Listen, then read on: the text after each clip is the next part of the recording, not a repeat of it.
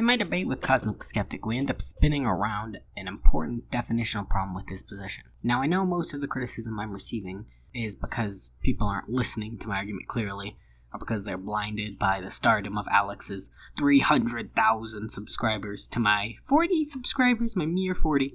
However, you can see a few trying to analyze the debate in the comments, and some of them are getting it right.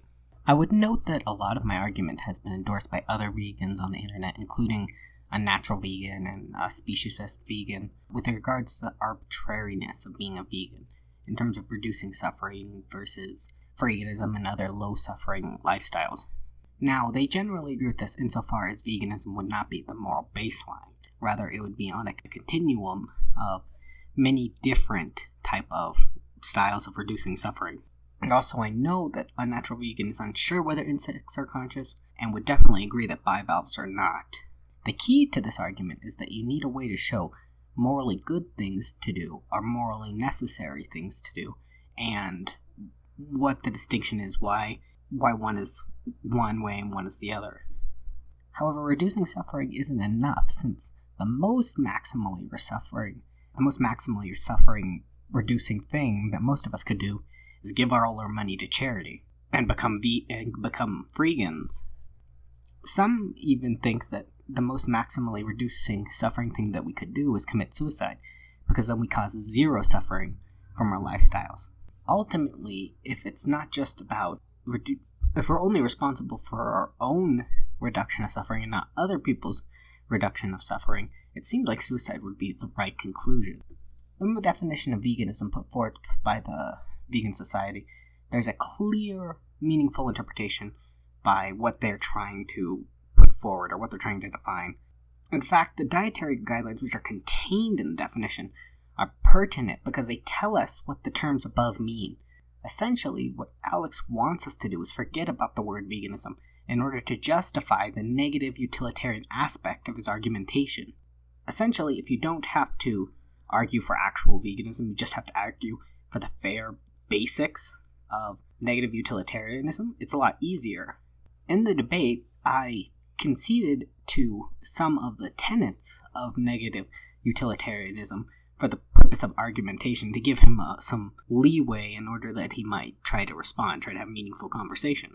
Now, I didn't have to concede this, and I also bring up why that type of moral theory cannot distinguish between moral actions which go above and beyond the call of duty and actions which are merely good things.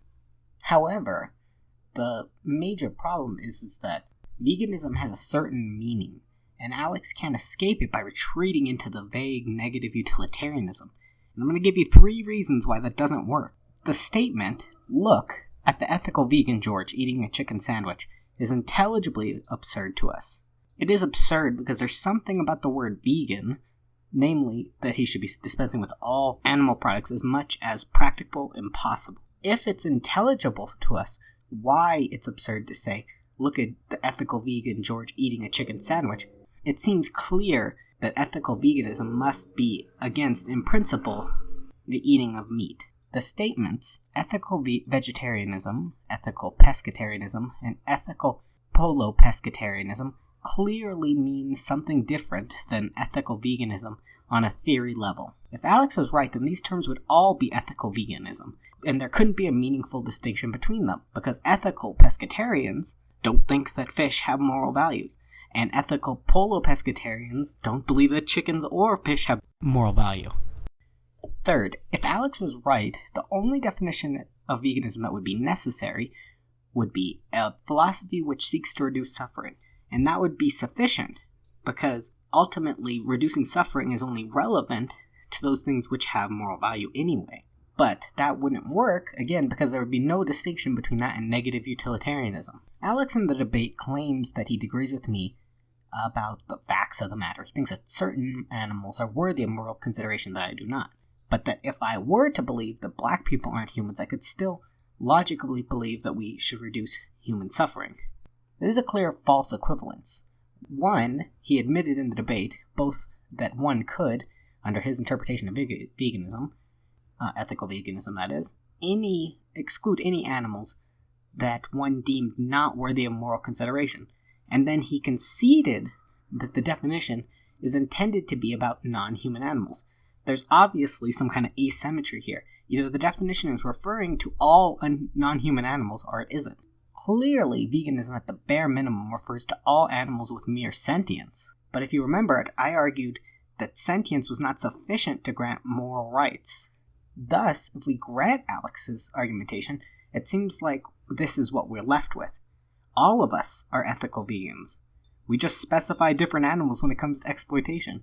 Clearly, all ethical theories would say that more flourishing and less suffering from all agents is good. So even carnivore dieters are ethical vegans. They just think humans are the only morally relevant animals. If you can see why this is absurd, then you should be able to understand why Alex is wrong about the definition of ethical veganism. To me, it seems quite silly to suggest that ethical vegans could be carnivores in practice. There's not even based on the facts of the case, just in theory.